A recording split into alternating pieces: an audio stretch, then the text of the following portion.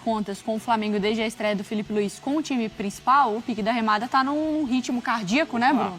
Você gosta de ler o batimento? Zona 4, quase 5. Isso. Tendo nada. 29 jogos oficiais com 20 vitórias, 8 empates e 1 derrota, 78,2% de aproveitamento. Olha a média de gols marcados e gols sofridos. E, claro, os 3 títulos na conta. E chama atenção essa coisa de não vencer fora de casa, né, na Libertadores, né? Era muito tempo, eu não tinha essa noção realmente. 9, não é? 9 jogos. Lá do Vélez, olha que loucura, né? Porque vinha naquelas correções de rota até em Libertadores, como a gente comentou ontem. Sim. Então, assim, a vitória tem... É isso que dá para aproveitar da vitória? É o resultado e não o desempenho, Jailson? Não, tem 2 caras que eu queria falar em relação à vitória, mas foi o que eu já falei. Para mim, Libertadores, qualquer competição sul-americana, seja Libertadores ou a própria sul-americana, você pontuar fora de casa é muito importante, principalmente ali na fase de grupos, que é a conta que a gente sempre faz, né? Você ganha os 3 jogos em casa, você vai precisar ali de fazer uma pontuação em um jogo fora de casa para pelo menos você conseguir a classificação. Então, você ganhar fora de casa é muito importante. Tinha essas correções de rota, mas eu queria falar sobre 2, cara. O Varela e o Pulgar.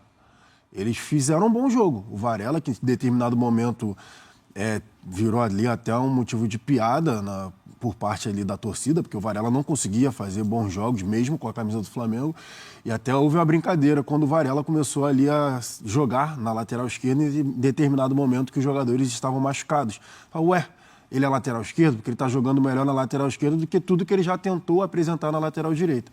E ontem ele jogou na lateral direita e novamente foi muito bem. E o Pulgar, sem palavras, assim, o Pulgar para mim, ele com o Felipe Luiz se estabeleceu ainda mais no meio-campo do Flamengo e ontem, e aí com a ausência nos últimos 2 jogos de um meia de criação, que é o que a gente está vendo, acho que fica ainda mais nítido a importância do Pulgar com a bola no pé. Ele ali com o Léo Ortiz, na parte de defesa, são os caras que estão conseguindo ali quebrar os adversários com passes ali para frente, para justamente fazer a organização de ataque do Flamengo.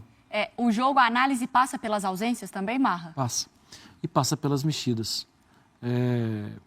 A gente pode falar que é coincidência, né? Porque 1 minuto depois das mexidas sai o gol, mas não é só coincidência, né? Porque mexe na posição do Bruno Henrique e o Bruno Henrique participa do lance do gol. O Bruno Henrique seria o Juninho. Estaria lá na área. Mas ninguém faria o que o Bruno Henrique fez pro Juninho. A assistência, né? A característica do Bruno de jogar por ali, né? Só somando as mudanças, Marra, o passe que o Alexandro dá pro Cebolinha nas costas da defesa do Táchira que o Ayrton Lucas também não estava conseguindo fazer. E o Alan pressionando mais alto. Acho que a gente tem que falar, se você destacou, né, Jailson, lados positivos, eu esperava de novo mais o De La Cruz, né? Sim. Já caiu no ar? Caiu no ar. Respira fundo. Sério? Mas tá assim? Não, então, eu acho... ontem, inclusive, tinha uma discussão antes do jogo. De botar o De La Cruz para fazer a função do Arrascaeta. Porque poderia ser, né? No River ele Exato. fez isso. E colocar o De La Cruz para ser esse terceiro homem, o cara de... Mas da acabou o Luiz criação. Araújo. Acabou o Luiz Araújo. sim, de ser o cara da criação.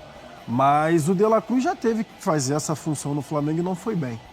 E aí ele, como dupla do Pulgar, tá jogando melhor do que nessas tentativas que foram feitas dele ser o 4º homem do meio-campo, né? De ser ali o cara que chega um pouco mais na área. Mas ele ainda já melhorou fisicamente, já está conseguindo entregar um pouco mais tecnicamente, mas ainda não chegou perto do De La Cruz. E no lance do gol, Jailson, rapidamente estava falando, estava repassando ali, 5 jogadores participaram mais ativamente. 3 que entraram. Sim, foi na hora. Alan Alexandre. Exatamente. Cebolinha, Bruno e o Juninho. Eu queria fazer uma pergunta para o Pedro, mas antes só uma coisa. O Felipe justificou a questão do desempenho por conta da viagem. A viagem foi longa. O Pedro ontem mesmo estava destacando, né, a logística toda, e Sim. Não é fácil. A gente avaliou isso. Mas também as mudanças na equipe. Quando a gente fala que o Flamengo tem o melhor elenco do Brasil, ele não deveria passar por cima disso? Não, né, não deveria sentir tanto as ausências? Eu vou repetir o que eu já falei não nos últimos anos, porque eu estou aqui tem 6 meses, mas assim, conversas informais, né?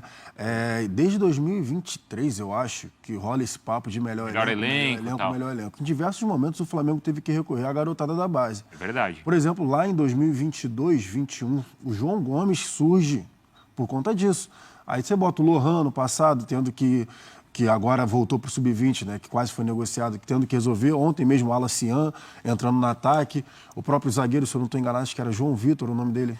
Enfim, posso ter errado. Um monte de Matheus que apareceu. Matheus Gonçalves, o Matheus França, enfim. Alguns nomes que surgiram da base para você justamente tentar botar por conta desse... Não é esse elenco... tem um elenco muito bom. A gente não pode esquecer que são 5 jogadores de níveis de seleção que estão de fora. Pedro, o Vinha, o Arrascaeta, o Gerson e o Wesley. São 5 selecionáveis que estão de fora. E mesmo assim, o Flamengo tem Luiz Araújo, tem Cebolinha, essa sabe? É a realidade, Gelson. Se a gente para pensar no Manchester City... De perder jogadores selecionáveis. Vários jogadores da base acabaram ocupando espaço. Entendi. É que o elenco é bom, mas o elenco não é grande. Exatamente. Claro. Tem essa jogador de diferença. seleção em Então, eu acho que 30 jogadores de seleção. é entender o que é um elenco bom. Isso. Um elenco bom não é ter 2 times titulares no mesmo nível. Um elenco bom é você conseguir vencer jogos e ser competitivo mesmo quando você perde os seus melhores. Eu acho que é isso que o Flamengo tem, entendeu? Sim. E dentro do que a pergunta que você já ia fazendo para o Pedro, eu ia até pedir para separar esses lances, mas acabou que depois eu achei melhor não. Porque seria uma coisa tão tatiquias demais. Mas ontem, a falta de pressão no cara que está com a bola do time adversário, para um time como o Flamengo, que joga com a linha muito alta, 40 metros do gol, ela pode ser, assim, fatal.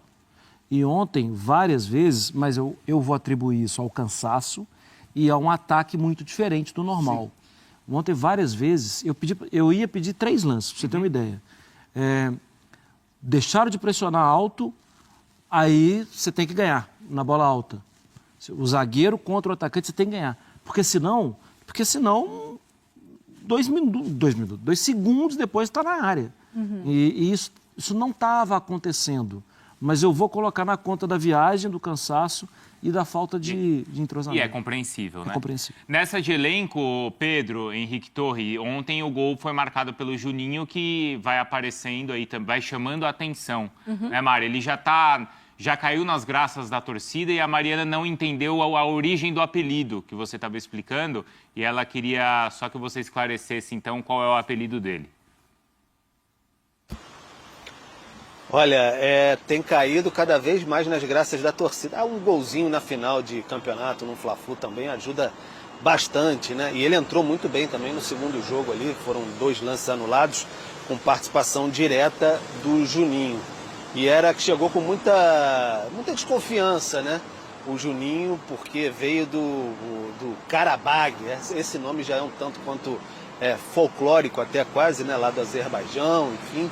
E aí o pessoal ficou meio um tanto quanto desconfiado. Mas aí o pessoal chama bastante de Karabag, mas tem outro apelido no off que não é próprio para o horário. E eu vou deixar para lá, porque eu sei que você é muito provocador, mas todo mundo sabe aí. Mas enfim, está caindo nas graças da torcida o Bravo Juninho, que é uma pessoa gente boa também, sabe? No trato, no dia a dia, etc. E quase um embaixador do Azerbaijão também. Disse que é muito bacana conhecer o Azerbaijão, o grande Juninho. Deve ser. Por isso que você pediu para eu perguntar para o Pedro? Ele fala isso para ver se... Deixa eu te falar, ô Pedro Henrique, das nossas... Você devia ter perguntado, aí você fala para eu perguntar. Falando com o Pedro diretamente, se você soubesse que 80% é só do Bruno provocando, nós dois poderíamos nos unir para derrotar o Bruno e não a gente brigar entre a gente, entendeu? Eu acho que uma aliança é mais propícia nesse momento, assim, porque Entendeu? O Bruno tá demais, tá comendo muita rã com manteiga, tanto pula quanto escorrega, tá demais. Mas o Bruno, ele é um embaixador do Azerbaijão e ele fala muito do Azerbaijão para ver se você checa. Pode e ser. quem sabe um dia você vai ao Azerbaijão. Pode ser, mas essa da rã com manteiga, como é que é? Pula e escorrega, é isso, Pedro? Comprar Tá passagem. comendo muita rã com manteiga, tanto pula quanto escorrega. Sexta-feira no Sport Center. A qualquer momento a demissão vem ao vivo. Obrigada, viu, Pedro?